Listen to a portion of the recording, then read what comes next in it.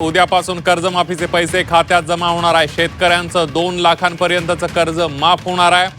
16,94,000 शेतकऱ्यांना कर्जमाफीचा लाभ मिळणार आहे। यामध्ये आयकर भरणारे 94,000 शेतकरी अपात्र ठरल्याची माहिती सूत्रांकडून मिळते आहे। राज्य सरकारच्या पुण्यश्लोक अहिल्यादेवी होळकर शेतकरी कर्जमुक्ती योजनेमध्ये 94,000 प्राप्ती कर भरणारे शेतकरी अपात्र ठरलेले आहेत। तर या योजनेतील उर्वरित 16,94,000 पात्र शेतकऱ्यांना पीक कर्ज खात्यामध्ये त्या मंगळवारी एकाच वेळेला 7,000 कोटी रुपये जमा केले जाणार आहेत। त्यामुळे या शेतकऱ्यांचा पुन्हा पीक कर्ज घेण्याचा मार्ग मोकळा होणार असल्याची माहिती सहकार विभागातील सूत्रांनी दिलेली आहे।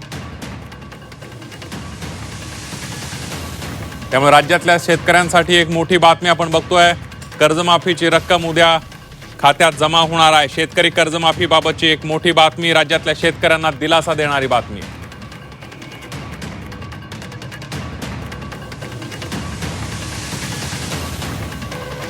यानंतर उद्या पुढल्या एका ब्रेकिंग बातमीकडे। सरकारच्या डोळ्यामध्ये शेतकरी गुन्हेगार असल्याचं म्हणत आदित्य ठाकरे यांनी सरकारवर गंभीर आरोप केलाय। सरकार कर्जमुक्तीला कर्जमाफी म्हणतंय। उद्या शेतकऱ्यांच्या खात्यामध्ये किती पैसे वितरित होत आहेत ते बघूया असं आदित्य ठाकरे यांनी म्हणत सरकारवर निशाणा साधलेला आहे।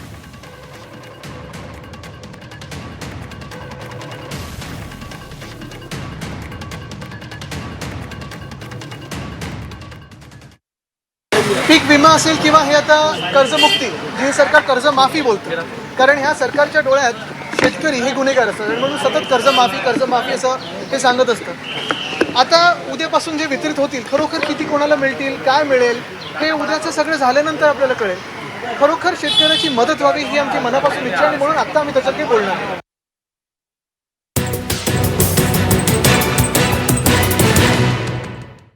हेडलाइन्स प्रस्तुत करता TJSB सहकारी bank limited, multi state schedule bank, भरोसे का बैंक, भविष्य का बैंक।